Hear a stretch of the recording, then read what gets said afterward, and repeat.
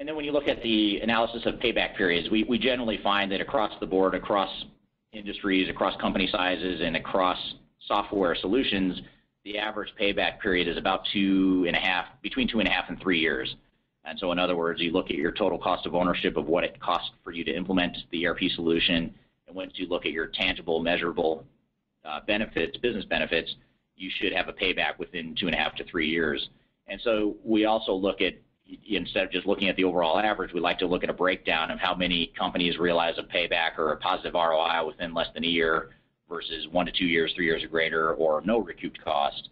And you can see that it's really kind of all over the board. I mean, I don't know that there's a clear message here in terms of one vendor being better than the others. I certainly look at the no recouped costs aspect of it in terms of the percentage of organizations that haven't recouped costs, and you can see that Infor has a sizable number of organizations that haven't yet recouped any costs. And then you look at some of the other areas, like SAP looks as if though they have some fairly high and quick paybacks. So even though it takes longer and costs more, which we'll talk about here in a second, to implement some of these solutions, such as SAP, SAP tends to have a faster payback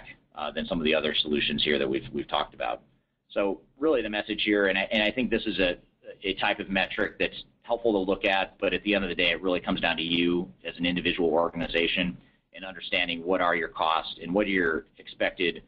quantifiable, measurable business benefits, and making sure that you're understanding what those benefits are and what the potential benefits are, and making sure that you implement plans to ensure that you realize those benefits, because a lot of companies fall short. And so I think it's hard to point to the software solutions themselves in terms of